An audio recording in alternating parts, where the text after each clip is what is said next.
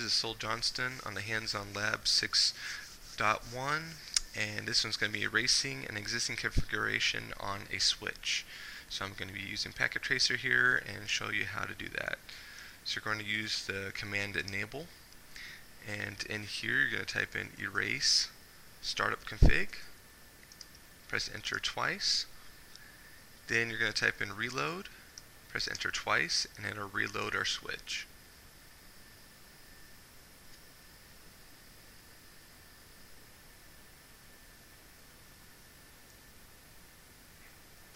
And then here's lab 6.2, and this one's exploring user privilege and configuration modes. So we're going to go ahead and see everything that we can do here. I just press enter to get right into the main screen, and you press question mark and it tells us all the commands that we can do. And I'm just going to use enable. That's the most common one most people use. And you can press Q to quit anytime, and let's just type in config. It's showing us the different things that we can configure here: terminal, memory, or network. Just press enter and it automatically goes to terminal. And then within here we're going to go into an interface. So type in interface S is basically F0/1. And in here I'm going to stop because they want us to go into a router and basically do the same thing. And in the router we're going to say no because we want to do everything manually, and you're going to do enable and then configure terminal, and inside of here we're going to go into our serial interface, and it's going to be 0/1/0. And I had to actually put in a physical card into the machine in order to do that. I turned it off by clicking this, and then I put the wick in and then turned it right back on. And so here's our serial interface, and if we type in the question mark here, you'll see that we can do encapsulation. So let's type in encapsulation, press the question mark, and it shows us the different kinds of encapsulation that we can do. So let's go ahead and type in exit, and you'll notice you go exit right here, and you go down one level, and this will, and that's better than pressing N because N brings you right back to the beginning in the first prompts. Now let's also type in disable. I'm thinking we have to exit twice before we can do that, so we go disable. There we go, and that takes us out of the privilege exec mode. And it's basically just typed in enable and enter for our hands-on lab 6.3, and they want us to type in a few different things. So we do question mark, and actually let's put disable back in there. Let's put question mark here, and you notice that there's no clock command, but we will put in CL question mark, and it says there's nothing there.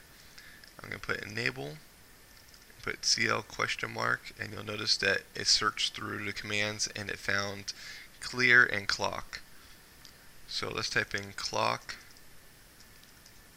question mark, and it shows here that we can set the time.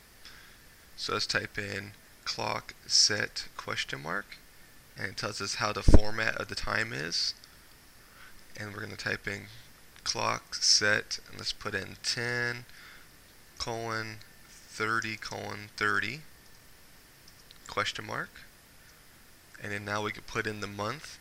So let's type in May space question mark, and now it's going to, actually it's interesting how it puts the day of the month in that direction, but if you started it with the day it would have asked for the month. But anyways, so we're going to type in 14 and press question mark after that, and then now it's going to want the year, so we'll just put 2011 even though it's 2016 right now, just is how the book's written. Press enter, and now we set the clock. Now let's type in show clock, press enter, and you'll notice that it has the date that we put in there. And now they want us to type in show access list 10,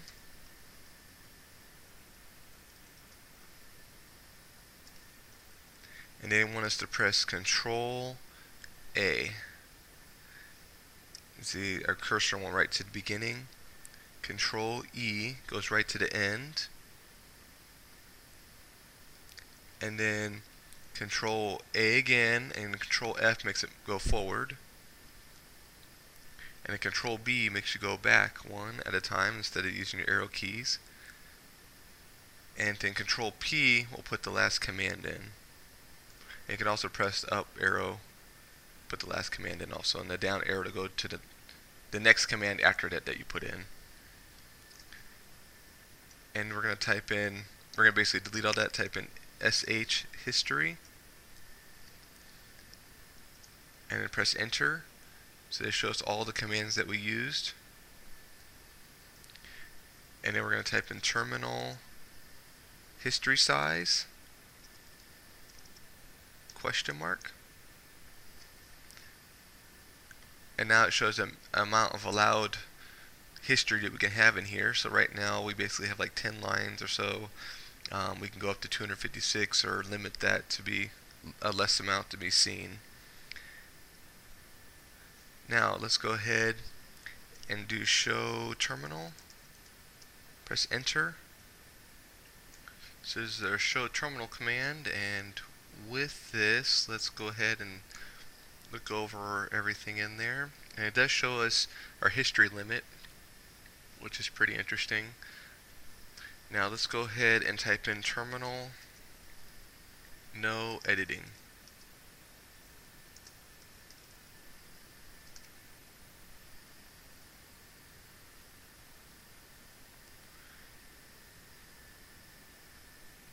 And let's type in, I guess, terminal editing. We're saying if that doesn't go through. And I'm guessing that command doesn't. Yeah, so we got terminal editing. So I guess they may have taken that command out, or it's just not in, it may not be in packet tracer. It may be on the actual routers and able to be able to do that. But that's okay. We will go ahead and do sh run. So basically this is show run. And this will show us pretty much everything that's going on with our router. And let's also do show start. And of course, we haven't saved a startup configuration, so that's why it says it's not present right now. So now we're on to lab 6.4, saving a configuration. And as you notice, it says there's no configuration in our NVRAM right now. So we're going to do copy, run, start. And then I pressed enter, and I press enter again. And it'll save everything. And now let's do sh start. See what happens. See, now it shows us the NVRAM configuration that we saved. And now we could also do sh run, and it shows us our running configuration. And now we can do erase startup config, press enter again, and it erased everything. Type in reload, and then enter twice. It'll reload our image. Of course, there is no NVRAM image other than the default one, and that's what it's loading right now. And then we start it all over. So we're going to type in no there. We're going to do enable, configure terminal,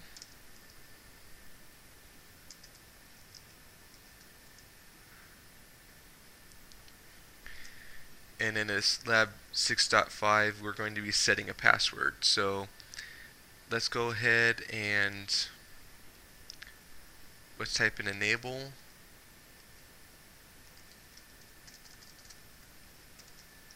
question mark, and there it shows password and secret. So alright, so let's go ahead and put enable secret, and then you can type in whatever password you want. I'm just going to type in password, even though you could put anything you want in here. You can put password 1, you can put Todd, Sam, whatever your password may be. It doesn't really matter what it is. So I'm going to enable secret password. Now I'm going to type in exit, and I'm going to type in no enable secret, which it may not work in this area. See, it won't work. Actually, do have to do configure terminal again, and no enable secret. So that actually disabled it and turned it off.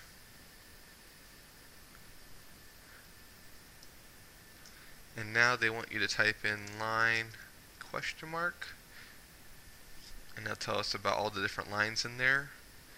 And basically a lot of these deal with our ports and our interfaces basically. So we're going to type in line VTY, and basically this is for our telnet 0 through 4. Oop, I typed in line twice. There we go. You press enter and type in login.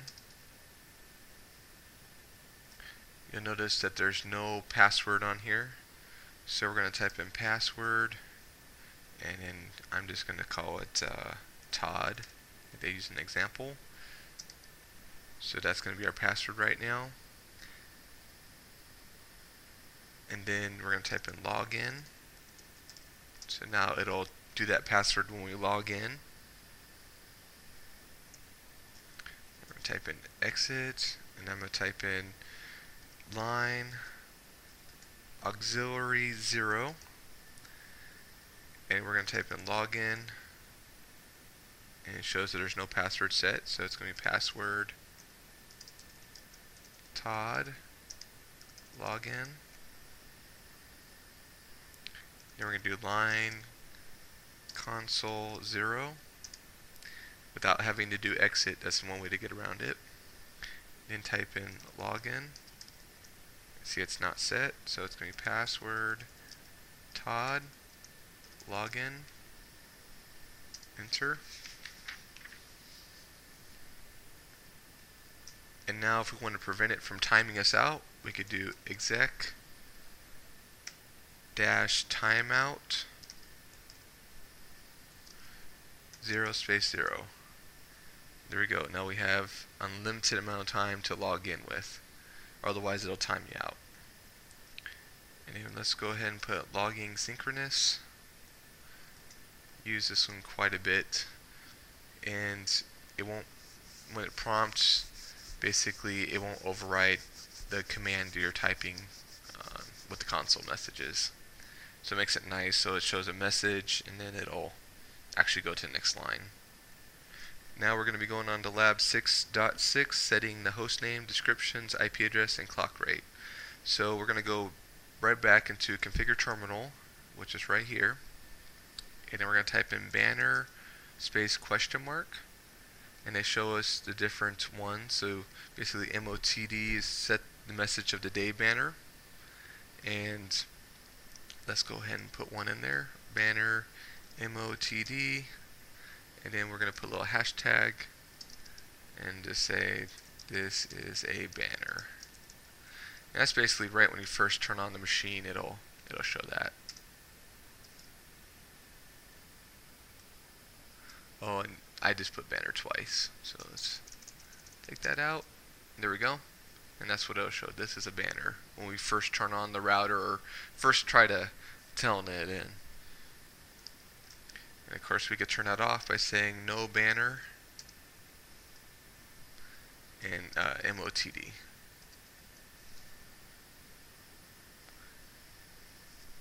Now we can do another one called no banner login, so it doesn't show it to you when you're logging in. And you could also do, when you set that up originally, you could just type in banner login and basically just do what we did earlier, hashtag whatever your banner is. It could be a banner. Which right now I'm not going to put one in. And now we're going to go ahead and we're going to set up an IP address on our interface. So let's go ahead and go into interface F0/1. Actually, on a router I made it F0/0 on this one.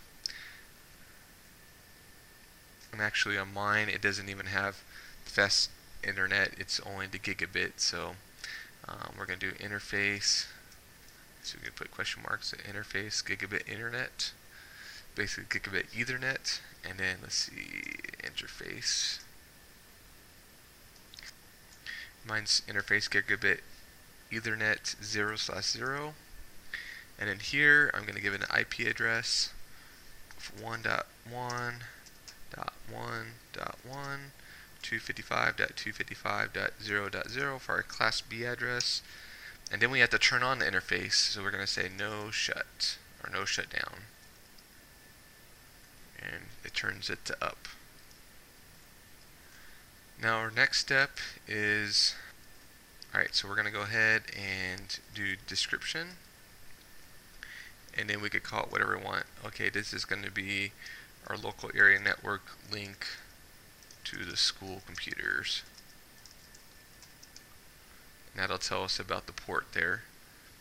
Now let's go ahead and let's look up the bandwidth. So let's go to, because I'm on a router here, so interface S0/1/0, and then here let's go ahead and do bandwidth 1000, and we could also do clock rate. And this one we're going to do basically 1,000,000 on this one. Here we go. And this is for a DCE wide area network link to a router, from one router to another.